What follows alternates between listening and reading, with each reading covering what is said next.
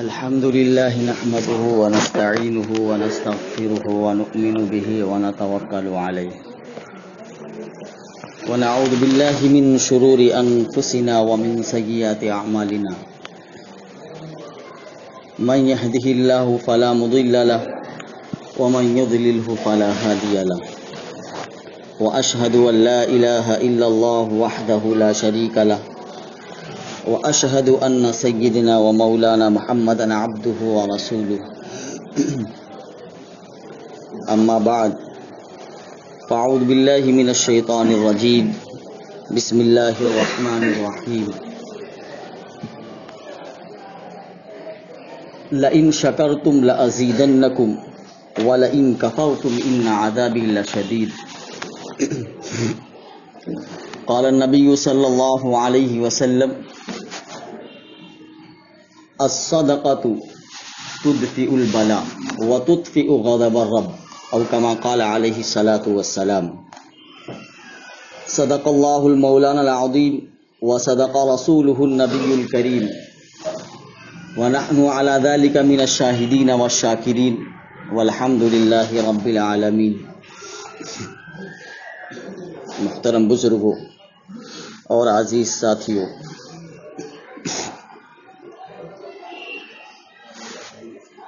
انسان اگر اس کو ظاہری نعمتیں بھی حاصل ہو جائیں اور باطنی نعمتیں بھی حاصل ہو جائیں،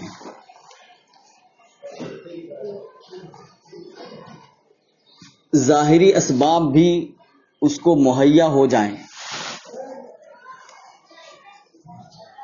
ان اسباب میں وہ بڑھتا چلا جائے، ظاہری اسباب کے اعلیٰ ترین مقام تک پہنچ جائے، لیکن ہر وقت اس انسان کو یہ ڈر محسوس ہوتا ہے کہ کبھی ایسا نہ ہو کہ یہ اسباب اور یہ نعمتیں مجھ سے چھین لی جائیں. یہ فکر جو ہے ہمیشہ انسان کو دامنگیر رہتا ہے، کہیں یہ نعمت جو اللہ نے مجھے دی ہے کہیں اللہ رب العزت اس کو چھین نہ لے. ظاہری نعمتیں تو انسان اس کے بارے میں سوچتا ہے، لیکن باطنی نعمت جیسے اللہ رب العزت نے ایمان کی دولت سے نوازا ہے، ایمان بھی ایک بہت بڑی نعمت ہے.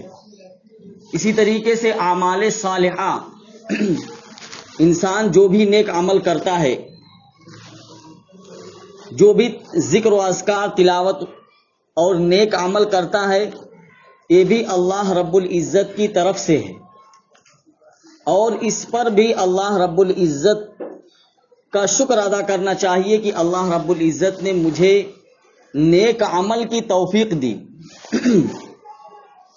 کیونکہ ایمان اتنی عظیم نعمت ہے کہ اس کا نعم البدل کیا، اس کا کوئی بدل بھی موجود نہیں. اسی طریقے سے اعمال صالحہ بھی اللہ رب العزت کی طرف سے ایک نعمت ہے انسان کے لیے کہ اللہ رب العزت کی توفیق سے ہی میں اس نیک کام کو کرنے والا بنا ہوں. اگر اللہ رب العزت توفیق نہیں دیتے تو میں اس کام کو نہیں کر پاتا. اس لیے نیک عمل کر لینے کے بعد بزرگان دین نے لکھا ہے کہ اس پر اللہ کا شکر ادا کرنا چاہیے کہ اللہ رب العزت کے فضل سے ہی مجھے یہ نیک کام کرنے کی توفیق ہوئی ہے. میرا اس کے اندر کوئی ذاتی کمال نہیں ہے، یعنی میرا کوئی کمال نہیں ہے کہ میں نے اس کام کو انجام دیا، بلکہ اللہ رب العزت کی طرف سے ہے کہ اللہ رب العزت نے مجھے یہ کام کرنے کی توفیق دی.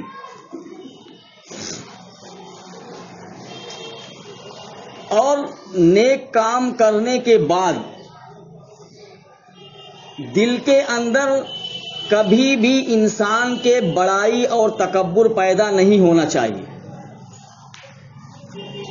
یا اگر انسان نے نیک عمل کر لیا تو اس کے ذریعے سے اس کے دل کے اندر بڑائی اور تکبر پیدا ہو جاتا ہے. یہ چیز انسان کے دل میں نہیں پیدا ہونا چاہیے. کیوں؟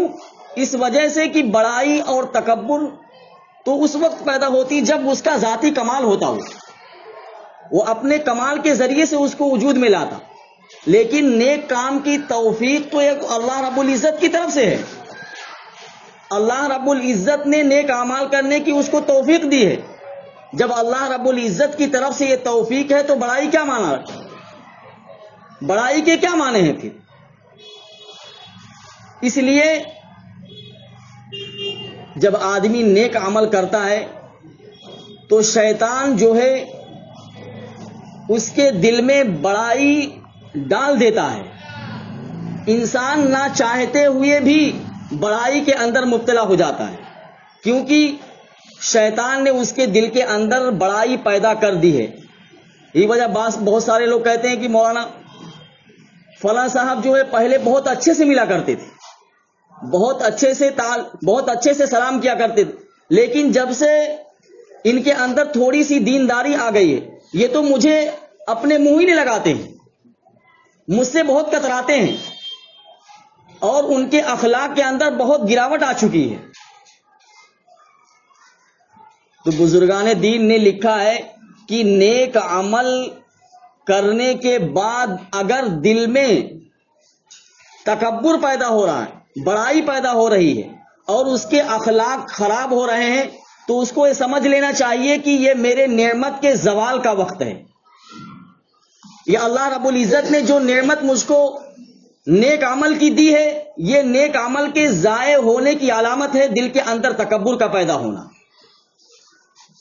وہ تکبر شیطان انسان کے دل کے اندر پیدا کرتا ہے کہ کہیں مجھ سے بہتر کوئی نہیں ہے، میں تو 5 وقت کا نمازی ہوں، میں تو تہجد گزار ہوں، میں تو ذکر و اذکار کا پابند ہوں، میں تو معمولات کا پابند ہوں. یہ بڑائی اس کے دل کے اندر پیدا ہوتی ہے کہ میرے مقابلے میں تو کچھ بھی نہیں ہے، اور اس بڑائی کے مقابلے میں اس کے اخلاق کے اندر گراوٹ پیدا ہوتی ہے. کیوں؟ کیونکہ وہ سمجھتا ہے کہ مجھ سے بہتر یہ ہے ہی نہیں ہے.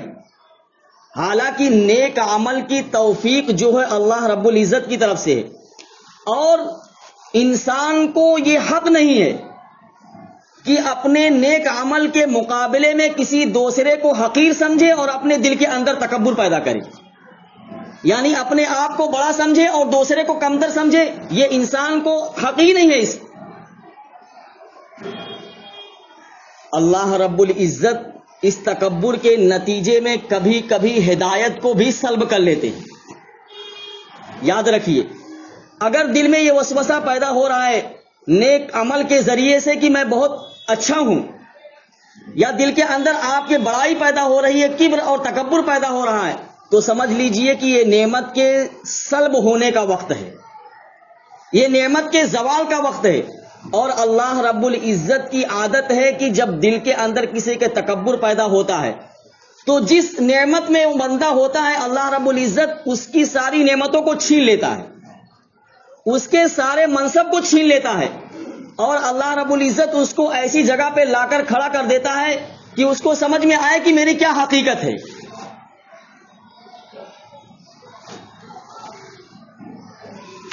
ایسی بہت ساری مثالیں ہیں کہ اللہ رب العزت نے تکبر کی وجہ سے ہدایت کو سلب کر لیا ہے، ہدایت کو چھین لیا ہے، اس نعمت اس منصب کو چھین لیا ہے. آپ کہیں زیادہ دور مت جائیے، آپ ابلیس اور شیطان کو دیکھ لیجئے.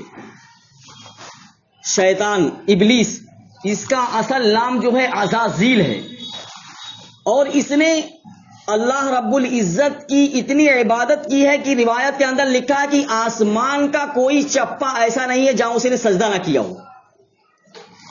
کتنا بڑا آسمان ہے، کتنا وسیع و عریض آسمان ہے. اس آسمان کے نیچے تو ایک پوری دنیا آباد ہے، اس کے نیچے چاند بھی ہے، ستارے بھی ہیں، زمین بھی ہے، اور سیارے بھی ہیں، کہکشاں بھی ہے. بتائیے آسمان کتنا بڑا ہوگا. اور اس پورے آسمان پر کوئی چپا ایسا نہیں ہے جہاں ابلیس نے سجدہ نہ کیا ہو.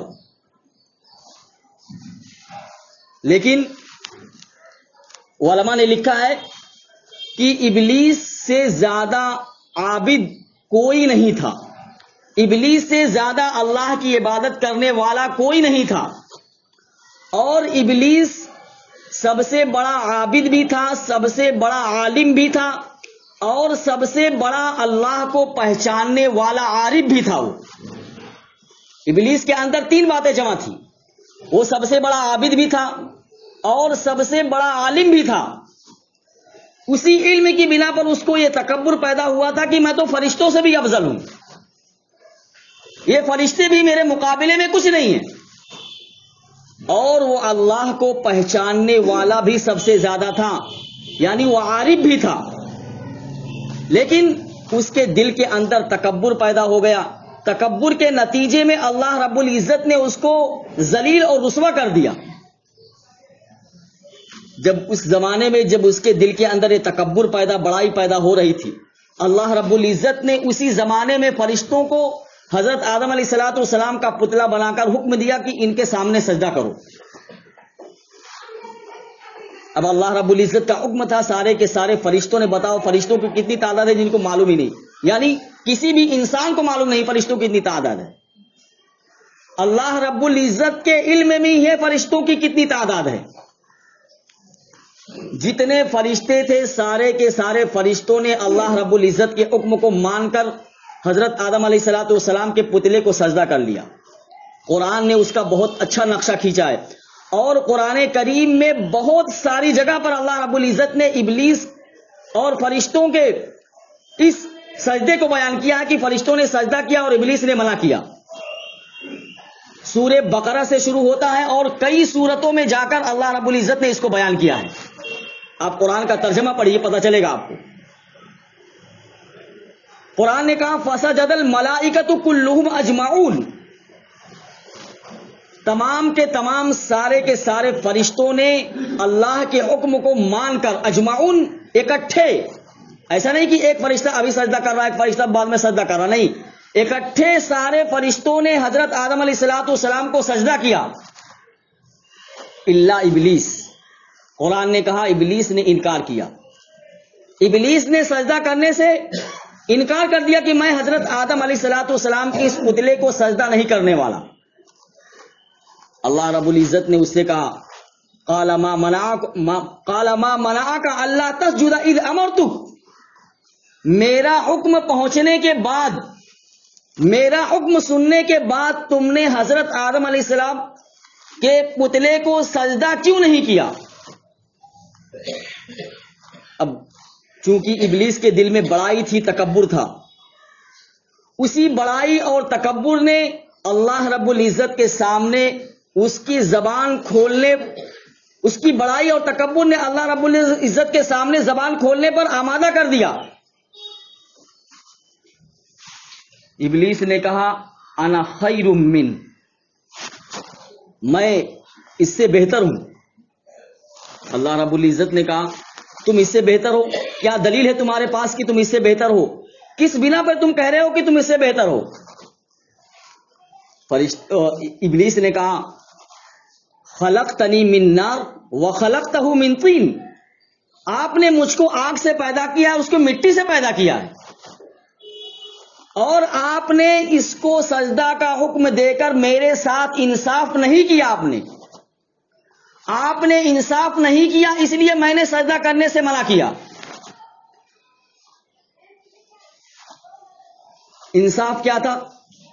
انصاف یہ تھا کہ آپ نے مجھ کو آگ سے پیدا کیا ہے، اس کو مٹی سے پیدا کیا ہے، اور آگ کی خاصیت جو ہے اوپر اٹھنا ہوتی ہے، اور مٹی کی خاصیت وہ نیچے کی طرف جاتی ہے۔ کہیں افضل چیز غیر افضل کو سجدہ نہیں کرتی ہے، بہتر چیز جو بہتر نہ ہو اس کو سجدہ نہیں کرتی ہے۔ میں بہتر ہوں اس لیے غیر بہتر کو سجدہ نہیں کر سکتا میں، یہ دلیل دے دی اس نے۔ اور یہ دلیل کہاں سے آئی اس کے دل میں؟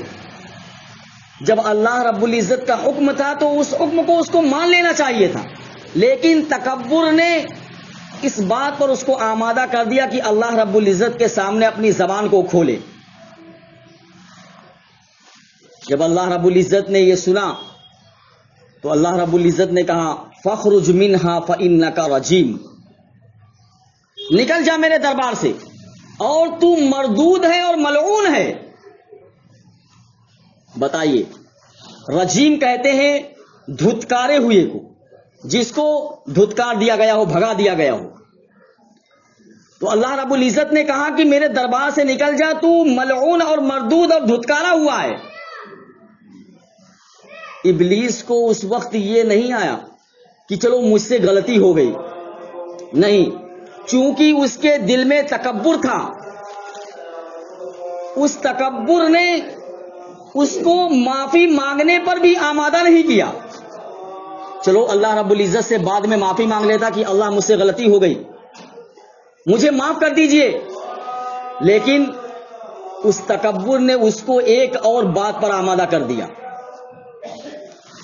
اللہ رب العزت سے کہنے لگا فَأَنظِرْنِي إِلَىٰ يَوْمِ يُبْعَثُونَ، آپ مجھے جو ہے قیامت تک کے لیے مہلت دے دیجئے، میں آپ کی عزت کے اور آپ کی جلال کی قسم کھاتا ہوں۔ قَالَ فَبِعِزَّتِكَ لَأُغْوِيَنَّهُمْ أَجْمَعِينَ، میں آپ کے عزت کی اور آپ کے جلال کی قسم کھاتا ہوں کہ میں ان سارے کے سارے لوگوں کو بہکا کر رہوں گا، کیونکہ اسی وجہ سے میں راندہ درگاہ ہوا ہوں، جس کی وجہ سے میں راندہ درگاہ ہوا ہوں، میں ان سب کو تیرے راستے سے بھٹکا کر رہوں گا۔ تو ابلیس کے دل میں جو تکبر تھا، اس تکبر نے اس کو عزازیل سے ابلیس بنا دیا۔ وہ جو اللہ رب العزت کا اتنا عابد تھا، اللہ رب العزت کو اتنا پہچاننے والا تھا، اتنا بڑا عالم تھا، لیکن اس کے ایک تکبر نے اس کو اللہ رب العزت کے دربار سے نکلنے پر مجبور کر دیا۔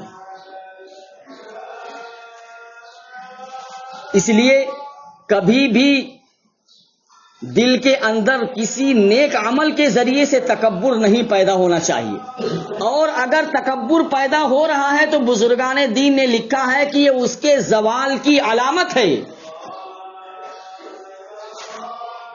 اور اللہ رب العزت تکبر کی بنا پر، اپنے آپ کو اچھا سمجھنے کی بنا پر، اپنے آپ کو بہتر سمجھنے کی بنا پر ہدایت کو بھی سلب کر لیتا ہے۔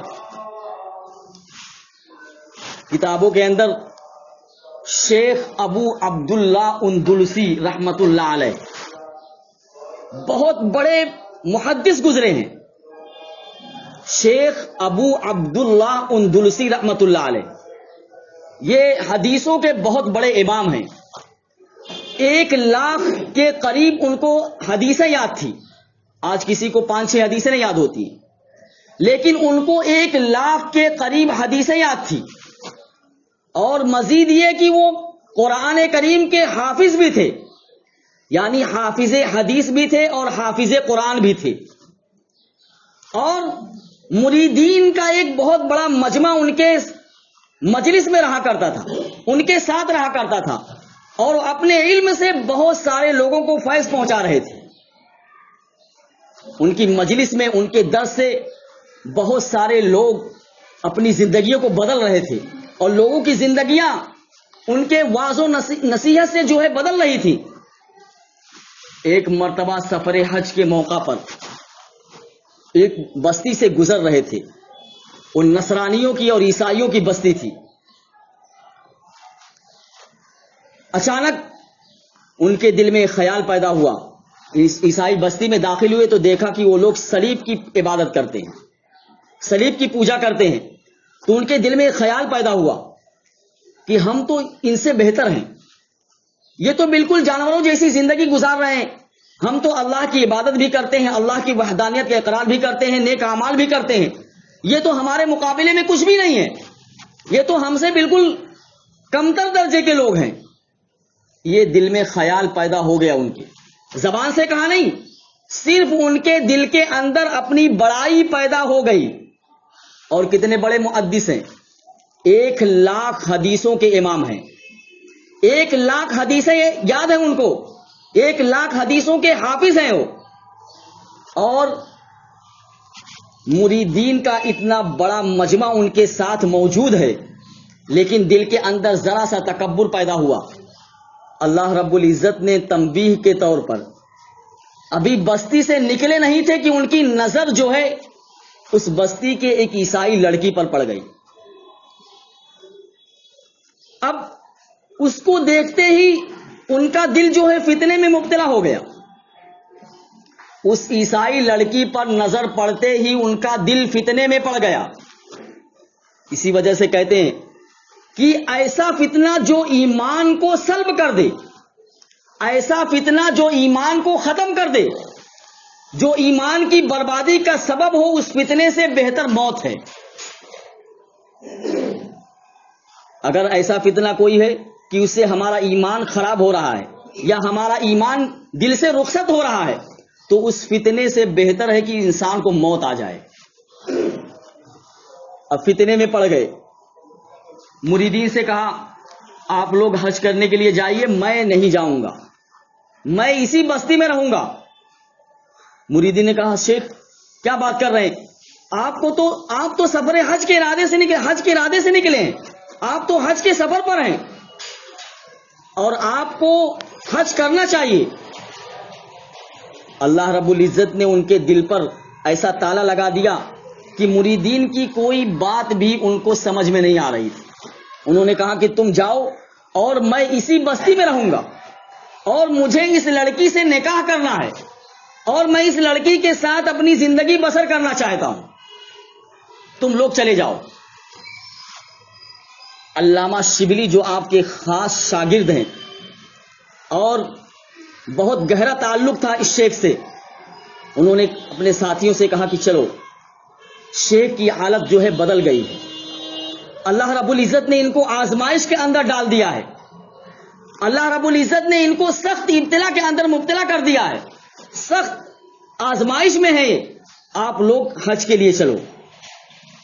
شیخ اس عیسائی لڑکی کے باپ کے پاس پہنچے اور کہا ایسا ہے، میں اس لڑکی سے نکاح کرنا چاہتا ہوں. اس لڑکی کے باپ کو پتا چل گیا کہ یہ بہت بڑا محدث ہے اور مسلمانوں کی ایک بہت بڑی تعداد اس کے پیچھے چلتی ہے، یہ مسلمانوں کا بہت بڑا امام ہے.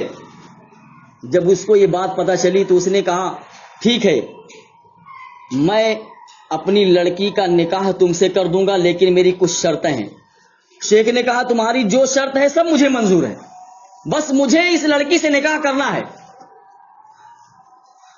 لڑکی کے باپ نے کہا دیکھو میری پہلی شرط یہ ہے کہ تم تو مسلمان ہو اور ہم عیسائی ہیں، تمہارا اور ہمارا کوئی جوڑ ہی نہیں ہے، کہاں تم مسلمان کہاں ہم عیسائی، دونوں کا کوئی جوڑ ہے، زمین آسمان کا فرق ہے دونوں میں. کہا اگر تم کو میری لڑکی سے شادی کرنا ہے تو تم کو عیسائی بننا پڑے گا، پہلی شرط. شیخ نے کہا مجھے منظور ہے. بتائیے اتنا بڑا امام ہے وقت کا اور حافظ قرآن ہے اور لوگوں کی زندگیاں اس نے اپنے واعظ و نصیحت سے کتنی بدلی ہیں، کتنی زندگیاں انہوں نے لوگوں کی بدل ڈالی جو اللہ کے راستے میں نکل گئے اور اللہ کے دربار میں اپنے پیشانی کو انہوں نے جھکا دیا. لیکن شیخ یہاں مبتلا ہے آزمائش میں. عیسائی نے کہا میری دوسری شرط یہ ہے کہ جیسے تم لوگ اپنی بکریوں کو جنگل میں چراتے ہو ایسے ہمارے یہاں خنزیر سور جو ہے یہ چرائے جاتے ہیں، آپ کو خنزیر جنگل میں چرانے پڑیں گے. یہ میری دو شرط ہے، اگر تم کو منظور ہے تو میں اپنی لڑکی کی شادی کر دیتا ہوں تم سے. شیخ نے کہا مجھے شرط منظور ہے، جتنی بھی تم شرط لگاتے ہو سب شرطیں مجھے منظور ہیں. نکاح ہو گیا. اب شیخ اسی عیسائی بستی میں جس عصا کو لے کر وہ منبر رسول پر بیٹھ کر درس حدیث دیا کرتے تھے، اسی عصا سے اسی لاٹھی سے جو ہے خنزیر کو چرا رہے ہیں جنگل کے اندر.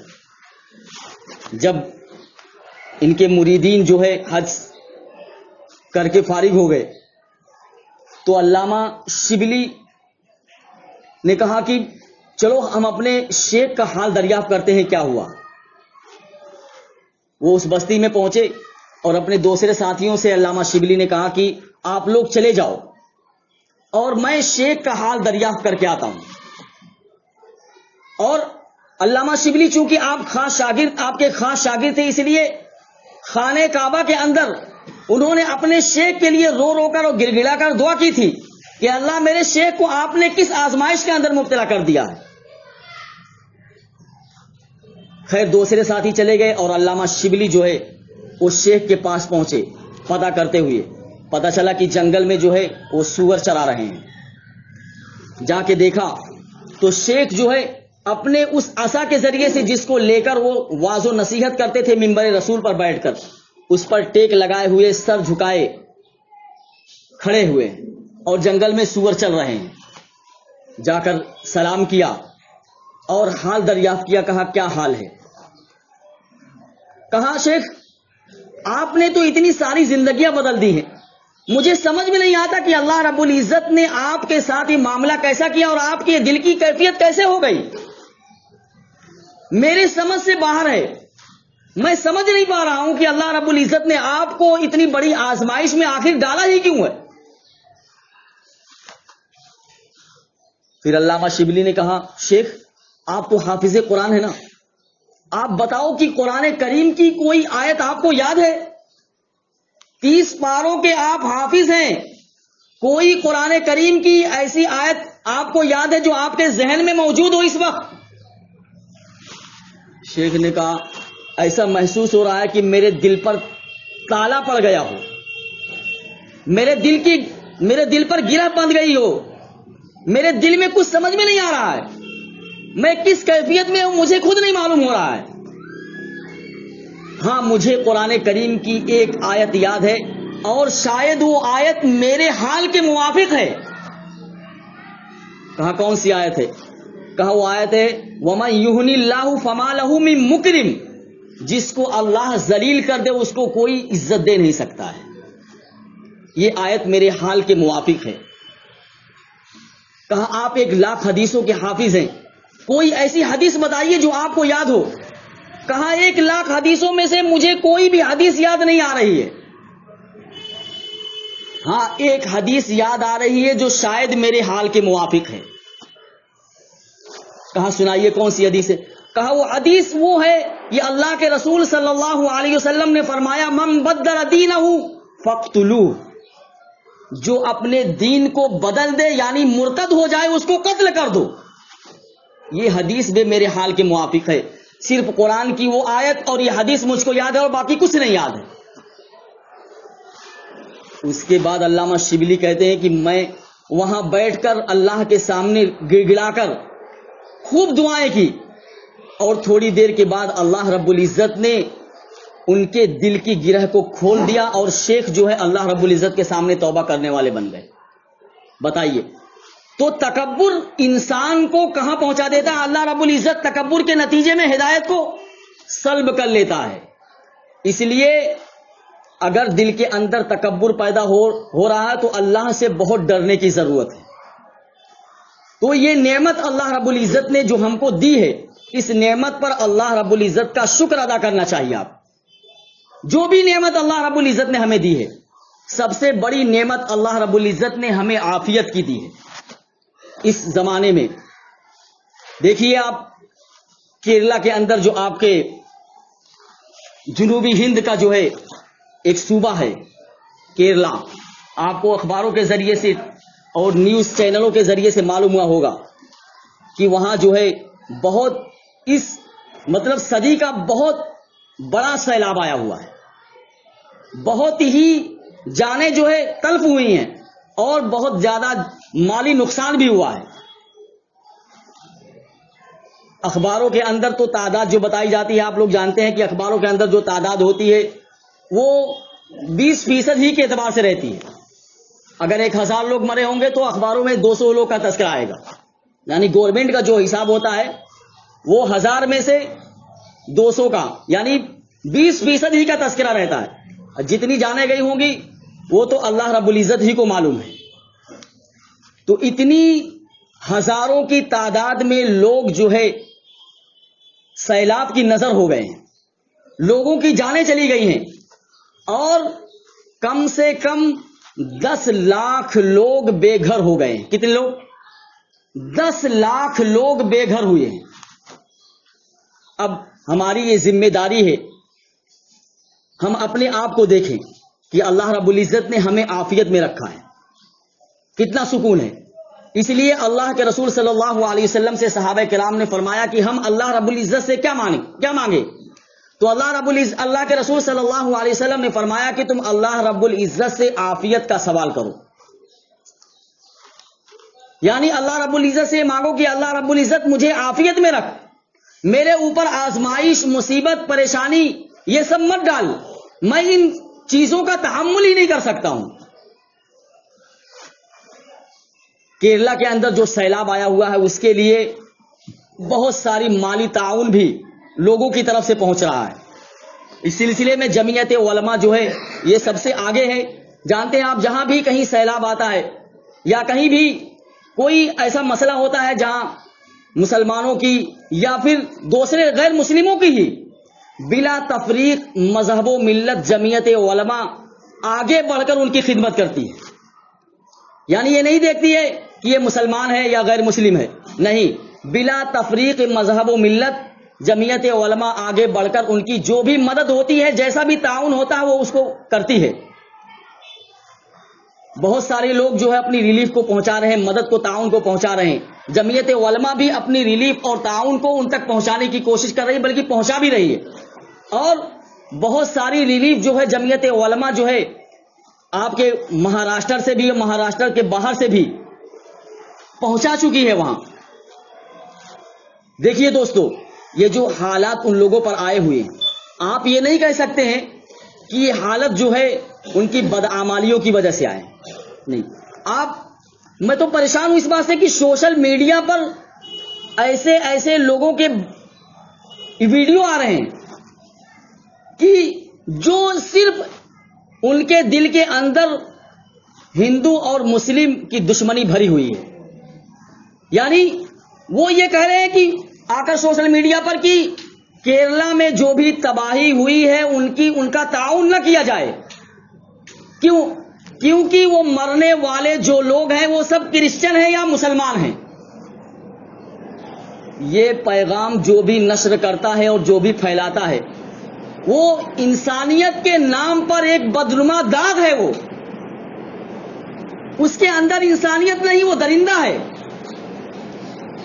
اور ہمارے نوجوان جو ہے اس ویڈیو کے شیئر کرتے ہیں اور سمجھتے ہیں کہ بہت بڑی عبادت ہے ان ویڈیو کو شیئر کرنا، جو یہ کہتے ہیں کہ کیرلا کے سیلاب زدگان کی کبھی بھی مدد نہ کرو کیونکہ وہ سب کے سب مسلمان ہیں یا سب کے سب جو بھی مرے ہیں یا جو بھی جن کا نقصان ہوا ہے کرسچن ہیں۔ نہیں دوستو، انسانی ہمدردی یہ نہیں ہے کہ ہمارا بھائی وہ جس مذہب سے بھی تعلق رکھتا ہو، جہاں کہیں کا بھی رہنے والا ہو، اگر وہ پریشانی کے اندر ہے تو ہم اس کی پریشانی کو سمجھیں، اگر اس کو کوئی امداد کی ضرورت ہے تو ہم اس کو امداد پہنچائیں۔ یہ اسلام کی بنیادی تعلیم ہے۔ اسلام یہی سکھاتا ہے، انسانیت کی تعلیم اسلام ہی لوگوں کو دیتا ہے، اور جو لوگ انسانیت کے نام پر بدنما داغ ہیں ان کو اپنے محلے سے یا اپنے گروپ سے ان کو نکال کر پھینک دیجئے اور لوگوں کو بتا دیجئے کہ یہ انسانیت کے نام پر بدنما داغ ہے اور یہ ہندو مسلم فساد صرف کرانا چاہتے ہیں، اس کے علاوہ کچھ نہیں ان کے لیے۔ اس لیے انسانیت کا تقاضا یہی ہے کہ ہم کیرلا میں جو سیلاب آیا ہوا ہے اس کے لیے ہر ممکن تعاون کریں، کیونکہ اتنے لوگ بے گھر ہوئے دوستوں کی وہ آج کیمپوں میں رہ رہے ہیں۔ 10 لاکھ لوگوں سے زیادہ لوگ جو ہے کیمپوں کے اندر اپنی زندگی گزارنے پر مجبور ہیں۔ ایسا نہیں ہے کیرلا جو ہے کوئی پسماندہ علاقہ تھا، نہیں، کیرلا تو ایسا علاقہ ہے جہاں پڑھے لکھے لوگوں کی تعداد زیادہ ہے، آپ لوگ جانتے بھی ہیں۔ کیرلا میں پڑھے لکھے لوگوں کی تعداد ہمارے اس صوبے سے زیادہ ہے اور وہاں اچھے لوگ بھی موجود ہیں، لیکن حالات بدلتے دیر نہیں لگتی ہے۔ جب حالات بدل گئے ہیں تو ہماری مدد کے وہ لوگ منتظر ہیں، ہم کسی بھی شکل میں ان تک اپنی مدد کو پہنچائیں۔ اگر ہمارا دل آمادہ نہیں ہو رہا ہے یعنی انسان کا دل سخت ہو گیا. انسان سنتا ہے دیکھتا ہے پھر بھی اس کے دل کے اندر کوئی اثر نہیں ہوتا. اگر ہمارا دل سخت ہو گیا ہے اور ذرا بھی متاثر نہیں ہو رہا ہے ان سیلاب زدگان کو دیکھ کر, ان سیلاب میں ڈوبے ہوئے لوگوں کو دیکھ کر ہمارا دل نرم نہیں ہو رہا ہے, ہمارے دل کے اندر رحم نہیں پیدا ہو رہا ہے, تو کم سے کم ہم یہ کریں کہ اس جگہ پہ اپنے آپ کو تصور کریں. ہم یہ سوچیں کہ اگر میں اس جگہ پر ہوتا اور اس باڑھ کے اندر, اس سیلاب کے اندر میری نظروں کے سامنے میرا بیٹا, میرا بچہ, میری بیوی میری نظروں کے سامنے پانی کے اندر ڈوب رہے ہوتے تو میں کیا کرتا اس وقت, میری دل کی کیا کیفیت ہوتی. اپنے آپ کو اس جگہ محسوس کریں. جب ہم محسوس کریں گے کہ ہم اس جگہ پہ موجود ہیں اور میرے ساتھ یہ سب ہو رہا ہے, تو پھر ہمارے دل کے اندر رحم اور ہمارا دل جو متاثر ہوگا, ہمارا دل نرم پڑے گا اور ہم ان کے لیے تعاون کرنے پر آمادہ ہوں گے. اس لیے جمعیت علماء کی اپیل ہے اور جمعیت علماء کے کارکنان آئے ہوئے بھی ہیں کہ یہاں سے ممرہ سے بہت ساری, میں دیکھ کے آیا ہوں ممرہ کے اس ایریے میں جگہ جگہ جو کیمپ لگا ہوا ہے اور لوگ اپنی ریلیف کو پہنچا رہے ہیں. جمعیت علماء کے کارکنان ہماری مسجد میں بھی آئے ہوئے ہیں. آپ حضرات سے گزارش ہے کہ میں تو یہ گزارش کروں گا کہ کوئی بھی مصلی ایسا نہ ہو کہ اس کے جیب میں پیسہ ہو اور اس ریلیف کے اندر نہ ڈالے وہ پیسے کو. اس لیے ہر مصلی سے میری گزارش ہے کہ جو بھی تعاون ہو سکتا ہے آپ ان تک پہنچائیں. دیکھیے دوستو, بہت ہی بھیانک سیلاب ہے. آپ میڈیا کے ذریعے سے اور نیوز چینل کے ذریعے سے آپ کو معلوم ہو گیا ہوگا کہ کتنا خطرناک سیلاب آیا ہوا ہے. اس لیے ہماری ذمہ داری بنتی ہے انسانیت کے ناطے, اور اسلام جو ہم کو تعلیم دیتا ہے انسانیت کی, اس انسانیت کے ناطے ہمارا فرض بنتا ہے کہ ہم اپنے بھائی کی مدد کریں حتی الامکان جہاں تک ہو سکتا ہے. یعنی مجھ سے جو ہو سکتا ہے میں کروں گا, بس جہاں تک میرے بس میں ہے میں ان کے لیے کروں گا. یہ ہر انسان سوچ لے, اور جو بھی مدد آپ سے ہو سکتی ہے آپ ان تک پہنچائیں. اگر بڑی رقم ہے تو آپ جمعیت علماء کے دفتر میں لے جا کر پہنچا دیں.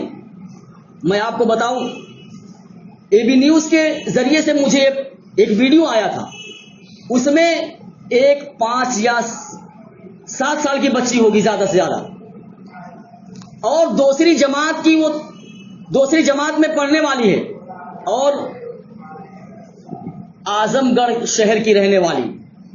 اس میں بتایا گیا ہے کہ بچوں کو جو ہے, جو ماں باپ تھوڑا بہت پیسہ دیتے ہیں عیدی کے ذریعے سے یا ایسے ہی خرچ کرنے کے لیے, تو بچے کیا کرتے ہیں, اس کو گلک بنائے رہتے ہیں, پلاسٹک کا گلک رہتا ہے, کسی کے پاس مٹی کا رہتا ہے, اس میں ڈالتے رہتے ہیں. وہ بچی جو ہے پورے سال سے اپنے گلے کے اندر رقم کو جمع کر رہی تھی, جو بھی رشتہ داروں سے ماں باپ سے جو بھی رقم ملتی تھی اس گلے کے اندر ڈال دیتی تھی. ابھی عید کے پہلے جب اس نے نیوز چینل کے ذریعے سے یہ سنا اور یہ دیکھا کہ سیلاب آیا ہوا ہے کیرلا کے اندر, بہت ہی بھیانک قسم کا سیلاب, جس میں ہزاروں جانیں جو ہے تلف ہو گئی ہیں اور لاکھوں کی تعداد میں, بلکہ 10 لاکھ کی تعداد میں لوگ بے گھر ہو گئے ہیں جن کے لیے رہنے کی کوئی جگہ نہیں ہے. تو اس بچی نے سوچا کہ میں اپنا یہ گلک توڑ کر اس میں جو رقم ہے اس رقم کو میں سیلاب, کیرلا سیلاب میں جو متاثر ہوئے ہیں ان تک میں رقم پہنچا دوں. اس بچی نے اپنے گلک کو پھوڑا اور اس میں 3,500 روپے نکلے, اور اس بچی نے اس 3,500 روپے کو کیرلا کے جو فنڈ ہے ریلیف کا, اس ریلیف فنڈ میں جو ہے اس بچی نے اس رقم کو جمع کرا دیا. بتائیے کیسی تربیت کی ہوگی ماں نے, کیسی تربیت کی ہوگی اس کی باپ نے, کہ اس معصوم سی بچی جس کی عمر ابھی 5 یا 7 سال کی ہوگی, اس کے دل میں انسانیت کا اتنا درد ہے کہ اس نے جب نیوز چینل کے ذریعے سے دیکھ لیا کہ اتنا زیادہ سیلاب آیا ہوا ہے, تو اس کے دل میں رحم آیا کہ میں اپنی یہ رقم ساری کی ساری جو ہے جو مجھ کو ملی ہے میں ان کے سیلاب میں جو متاثر ہوئے ہیں ان لوگوں کو دے دیتی ہوں۔ اس لیے دوستو اپنے اولاد کو اسی طریقے سے تعلیم دینا چاہیے، ان کو انسانیت سکھلانا چاہیے، ان کو اسلام کی تعلیم سے روشناس کرانا چاہیے۔ اس لیے میری آپ سے گزارش ہے کہ جمعیت علماء کے کارکنان آئے ہوئے ہیں، آپ جتنا بھی آپ سے ہو سکتا ہے آپ کیرلا سیلاب والوں کے لیے انسانیت کے ناطے، آپ یہ مت دیکھیے کہ وہ کرسچن تھا یا ہمارا مسلمان بھائی تھا، نہیں، آپ انسانیت کے ناطے اللہ کے رسول نے انسانیت کی تعلیم دی ہے، اور یاد رکھیے جس کے دل کے اندر انسانیت نہیں ہے وہ انسان نہیں بلکہ درندہ ہو سکتا ہے۔ اس لیے اگر کوئی مصیبت میں ہے تو انسانیت کا تقاضا یہ ہے کہ ہم اس کے درد کو محسوس کریں۔ اس لیے آپ سے گزارش ہے اور جمعیت علماء کی اپیل ہے کہ آپ زیادہ سے زیادہ جو ہے کیرلا سیلاب والوں کے لیے تعاون کریں۔ اللہ رب العزت عمل کی توفیق عطا فرمائے۔ وآخر الدعوانا الحمدللہ رب العالمین۔